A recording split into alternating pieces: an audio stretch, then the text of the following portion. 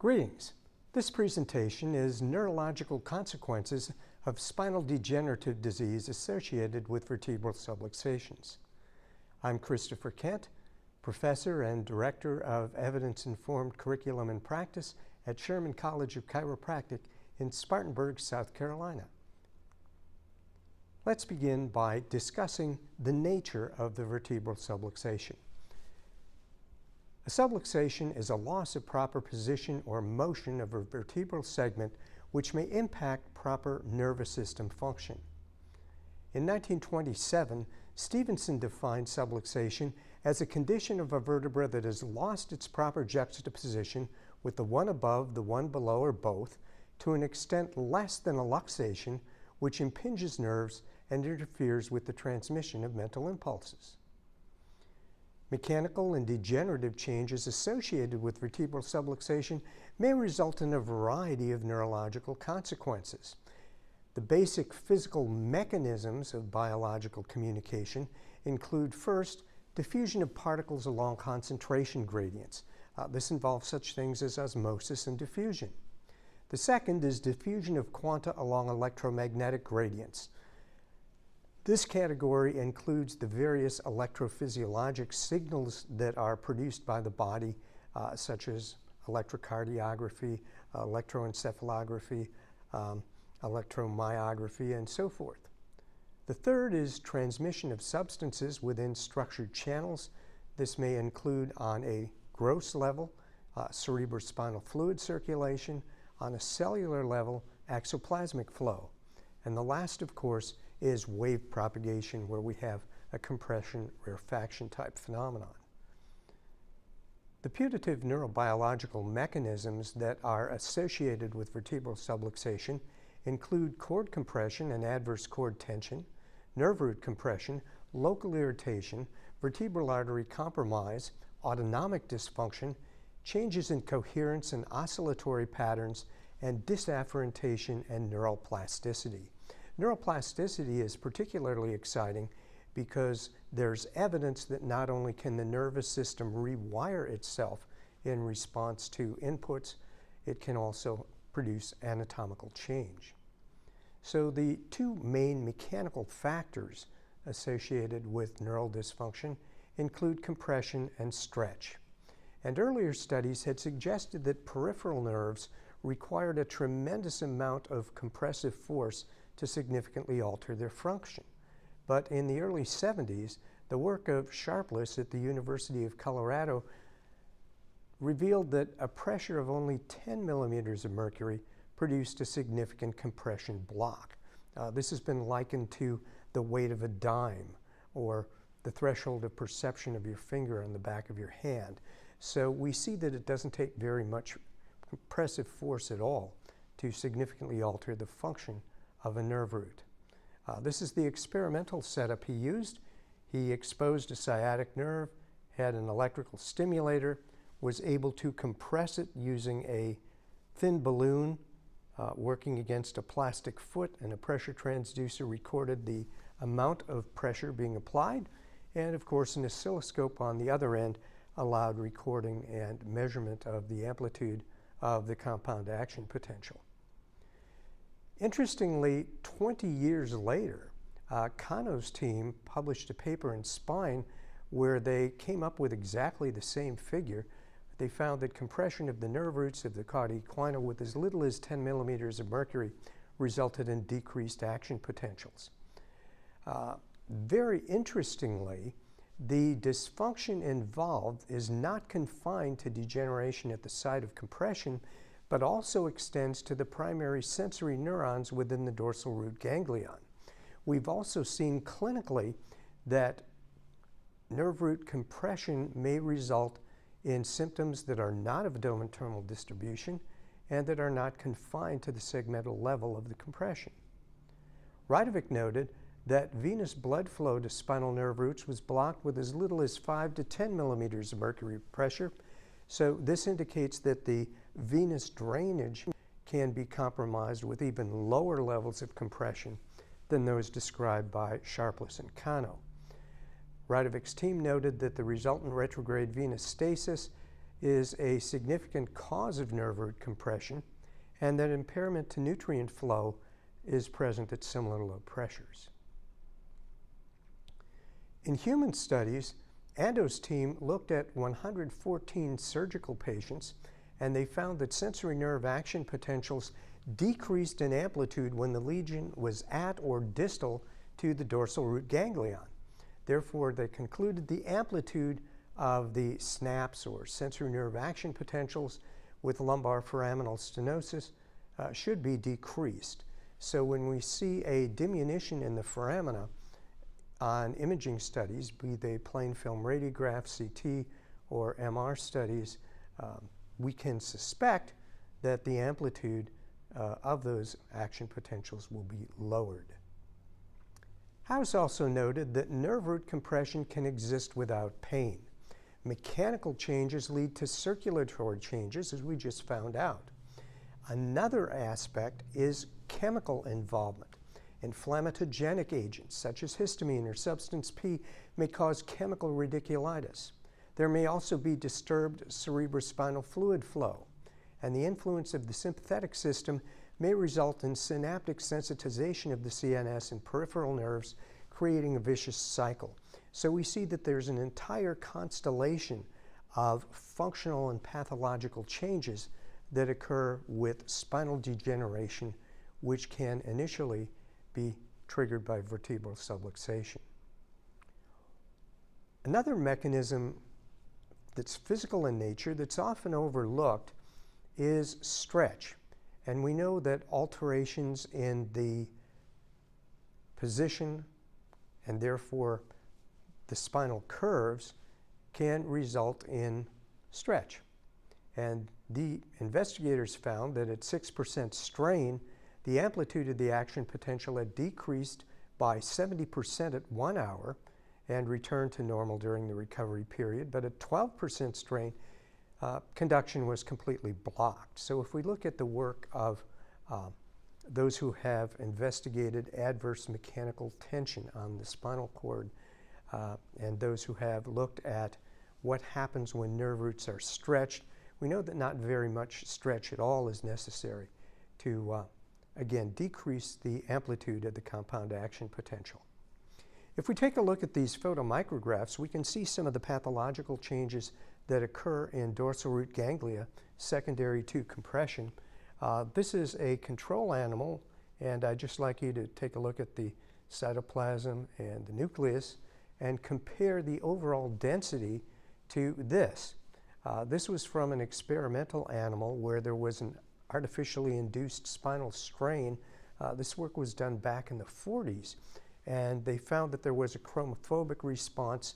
The cells took up less dye than the healthy cells, and with time we would see actual destruction and death of the nerve. So this chromophobic response was a precursor to nerve death.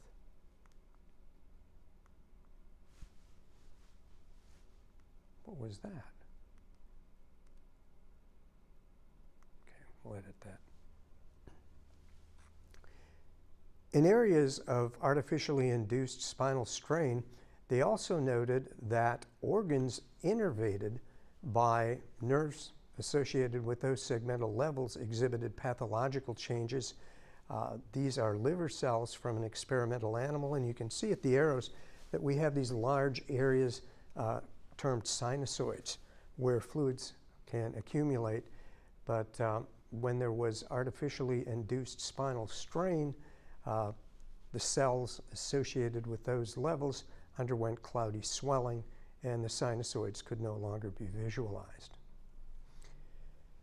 Another mechanism of neural dysfunction associated with vertebral subluxation is disafferentation. And basically this means that the body's perception of itself and the environment is compromised because of distortion of the afferent input. In the computer vernacular, they talk about garbage in, garbage out. And if we look at this diagram, it discusses what several authors termed local sensorial conversational tone. In other words, the normal flow of afferent information from the various structures in the intervertebral motion segment to the CNS. And we can see that we have the ligaments of the spine, we have the intervertebral disc, we have the facet joints, which have a rich endowment of sensory fibers and mechanoreceptors of various types. We have muscle sensory organs, we have integumentary sensory organisms, do that again. This diagram illustrates what the authors termed local sensorial conversational tone. And the concept is that the intervertebral motion segment is richly endowed with apparatus to provide sensory information concerning the position and location of the vertebral segments. Receptors have been identified in the vertebral discs, particularly the outer annulus, the spinal ligaments. We have a variety of mechanoreceptors that have been identified in the posterior joints. We have muscle spindle apparatus, we have sensors in the integument, and of course the viscera have chemoreceptors. And all of this information is ultimately fed to the dorsal root ganglion, which lies partly within the intervertebral foramen and is therefore susceptible to mechanical compression. When I was a student a long time ago, we were taught that the intervertebral disc was avascular and aneural, that it did not have a direct nerve supply or blood supply. And today we know that the outer annulus particularly is well endowed with nociceptive fibers, fibers capable of sensing pain, and that disruption of the intervertebral disc in and of itself is at least potentially a pain generator. And if we look at the studies that have been done examining these structures, Bogduk's team published on the nerve supply to the human intervertebral discs. That was a very significant study because, as mentioned, it was thought that the discs were avascular and aneural. This was in part due to the staining techniques that were used at the time. By using different staining techniques and by using immunohistochemical studies looking for antibody responses characteristic of nerve tissue, lo and behold, a number of investigators found that there are nerves associated with the discs. Mendel, Wink, and Zimny's team talked about neural elements in human cervical discs. Bogduk, again, the innervation of the cervical discs, also published on that topic. And McLean, Wyke, and others talked about mechanoreceptor endings in human facet joints. And if we take a look at this illustration, we can see that the blood supply is also pretty robust. What's been done with this specimen is what's termed the Spalteholz process, which renders bone translucent. And by injecting the vessels with dye, we can see that. And when we take a look at some of the imaging studies, I'd like you to remember this, because if we look at the end plates, you can see that the end plates are supplied by those vessels. And when we see degenerative changes on the end plates that compromise the diffusion of particles between concentration gradients, lo and behold, this accelerates the degenerative process. Zhang's team talked about the nature and distribution of innervation of human supraspinal and interspinal ligaments, and Ralmi's team talked about immunohistochemical studies of nerves in lumbar spine ligaments. So again, structures that were classically thought to have little or no nerve supply have been shown to be very important sources of nerve supply. Fricke's team, nerve fibers innervating cranial and cervical meninges.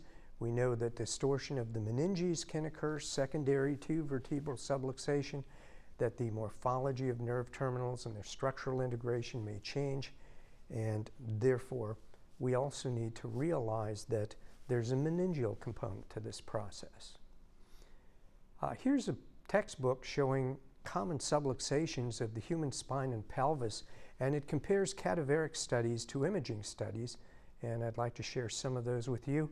Here's a text I did on chiropractic MRI with my co-author Len Vernon a number of years ago, and in it we talked about some of the degenerative changes that are associated with vertebral subluxation. Glenn Burnett and Rauschnig published a little booklet called Magnetic Resonance Imaging of the Lumbar Spine, Nerve Root Canals, Disc Abnormalities, Anatomic Correlations, and Case Examples. And if we take a look at the normal IVF, we can appreciate the nerve root here. The nerve root is surrounded by fat. We also have vessels. Here you can see the ligamentum flavum, or yellow ligament, and the posterior joints here, the intervertebral disc, and the outer annular fibers of that disc. And if we compare that to a segment where we have rather advanced degenerative change, we can appreciate that the nice red bone marrow has been replaced by this yellow material, which is fatty in nature. And we can see, again, this fatty material is not uniform in its distribution. If we compare this motion segment to this motion segment, both exhibit advanced degenerative changes, but the nature of the degenerative process is very different. Why? Because of different pathomechanics associated with different patterns of vertebral subluxation. And here we can see a hypertrophy and corrugation of the ligamentum flavum, and the combination of this developing osteophyte and the exaggerated ligamentum flavum anatomy here shows you how the nerve root can therefore be entrapped. So if we look at some MR images and some plain films in real clinical settings, I think we'll make this real for you and you'll find it very interesting. As you recall, two major MR sequences that we use are T1 weighted images where marrow fat appears bright, and T2 weighted images where water appears bright, specifically the healthy hydrated intervertebral disc, the cerebrospinal fluid. It produces a sort of pseudomyelographic appearance on MR, and areas of edema and inflammation will also demonstrate increased signal intensity. So this is a very interesting case where the patient was given plain films, had complained of low back pain. Orthopedic and neurological examinations failed to reveal anything significant, and it was felt that the patient perhaps was a malingerer or was suffering from something other than a biomechanical and neurological disorder, because the plain films looked pretty good except for some thinning of the L5-S1 disc. And the individuals who were reading the film and managing the case said, well, that's a manifestation of normal aging. But as one of my teachers taught, if indeed it's normal aging, why isn't it the same throughout the spine? Why does it occur to different degrees and at different levels? So, on the T1 weighted image, we see something kind of interesting. Because marrow contains fat, we usually have a nice sharp image here, high intensity image. And notice that here the intensity is low. So that marrow that we saw on the cadaveric study earlier is being replaced by that degenerative material. And if we look at a T2 weighted image, the so-called water image, notice the CSF lights up, and notice that this disc demonstrates internal disruption as well as decrease in signal intensity, indicating desiccation or drying out. But perhaps more significantly, on the T2 weighted image, we have increased signal intensity suggestive of edema and inflammation. So this obviously isn't the same patient, but I matched as best I could with a cadaveric specimen. And as you can see, we have this nice healthy red marrow here. Here we see a little bit of disruption of the disc. And here we have advanced disc degeneration, and you can see the anterior osteophyte formation here. Obviously, something's going on here that isn't going on here. I remember in a medical legal case, where an adverse witness was stating that spinal degenerative disease is normal aging. And my response was simply, well, doctor, I have two questions for you. If it's normal aging, why is it different in different people? And in an individual, how much older is the degenerated disc than the relatively healthy disc? So if we look at the degenerative cascade, the temporal profile, what happens? First of all, we have the vertebral subluxation, where pathomechanical changes lead to a tugging on the ligaments. This tugging on the ligaments can lead to focal inflammation, which will lead to yellow marrow infiltration, as we saw in the specimens, and the development ultimately of osteophytes. And in the booklet by Glenn et al., they staged the process, and this is very helpful. Grade 1 they call normal. As you can see, here's the nerve root. There's plenty of space. The articular relationship at the posterior joints is good. There's no posterior displacement of disc material. And if we look at the MR image, once again, nice bright marrow fat here on the T1 weighted image, and here we can see the nerve root. Grade 2 is slight, and notice here that the articular relationship is no longer normal. You can see the displacement of the facet joint. You can also see the beginnings of end plate pathological change, and you can see the nerve root here on the MR. Once again, less space in there, and the nerve root looks a little smaller. And we learned that it takes very little pressure to influence the function of a nerve. Grade 3 they called mild. Here we're starting to see some osteoarthritic change going on here, potential ankylosing of the joint. Again, the nerve root is smaller. And finally, moderate. You can see the entrapment and the swelling of the nerve root. As we learned, when a nerve root is compressed, it can swell. And finally, severe, where the body has, in effect, immobilized that motion segment through advanced degenerative changes. Here's another interesting case, lumbar spine. Plain films were read as normal, and you can see why. It's because the disc spacing looked pretty good, but this person was complaining of pain, not of dermatomal distribution. So looking at the MR, we see here that there's some anterior displacement of disc material, some inhomogeneity of the disc signal here.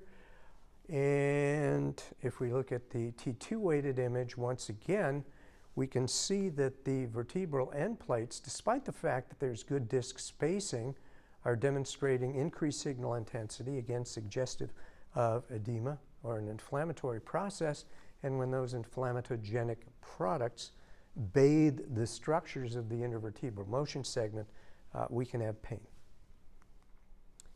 In the cervical spine, we can see a relatively healthy spine. In this case, if we draw a line along the posterior aspects of the vertebral bodies, we can perhaps see some very minor degenerative changes beginning to occur, causing a change in the contour of the CSF signal.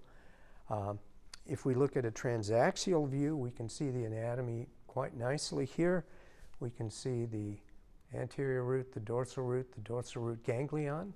Centrally, we can see the cord, the cerebrospinal fluid, the lamina, the bifurcated spinous process, the vertebral body.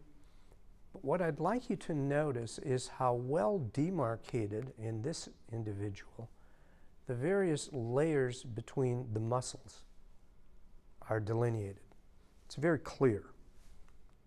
If we look at this patient, who again had radiographs that had minimal findings, we can see that in this case we have an uplifting of the posterior longitudinal ligament. We have change in the contour of the CSF signal here as well as here. We have potential impression on the cervical cord. Not a good situation because the cervical cord, as you know, is very sensitive. If we take a look at a transaxial image there, again we can see the disc material. We can see an osteophyte here that's not visible on the contralateral side, but notice that those nice sharp lines of demarcation between the back layer muscles are no longer as clearly defined. So here's another case of an individual who has a loss of the normal cervical curve. If you draw along the posterior aspects of the vertebral bodies, you can see that we have some osteophytic change here, but again, it was thought to be no big deal. But if we take a look at a normal cervical spine and draw lines along the inferior aspect of each vertebral body, you can see how those lines converge posteriorly. However, in the film I just showed you, notice that that's no longer the case, that we actually have a divergence of the lines here, and we have a disrelationship in the high cervical spine as well. So if we take a look at a cadaveric specimen, we can see how degenerative disease differs depending on the nature of the pathomechanics. That we have nice red marrow here, we have yellow degenerative material here and here. You can see the end plate sclerosis that's developing here, and you can see what's happening posteriorly again just by drawing that line in your mind's eye. If we were to look at a magnetic resonance image, a T2 weighted image of the patient whose radiographs I just showed you, there's a surprise. The surprise is, first of all, there's desiccation of the disc at the involved level and internal disruption. But note too that we have increased signal intensity once again in the vertebral bodies, again suggesting edema and inflammation. And finally, I'd like to share with you an MR animation that shows how individuals who have subtle radiographic findings may have vertebral subluxations that potentially have significant neurological consequences. In that film where things were moving nicely, we can contrast it with this film. Perhaps we can show you better with the laser, where even though we have good disc spacing, as the person flexes and extends, you can see that degenerative material is rhythmically thrusting against the anterior aspect of the spinal cord. And again, if we compare that with a relatively healthy spine, you can see how, if we draw a line along the posterior aspects of the bodies, things look pretty good. So I hope you enjoyed this presentation. It was my privilege to share it with you. If you have any questions, please feel free to contact me at Sherman College of Chiropractic. I'd also be happy to provide a copy of the PowerPoint and a bibliography to any of you who attended the conference. Thank you for your attention.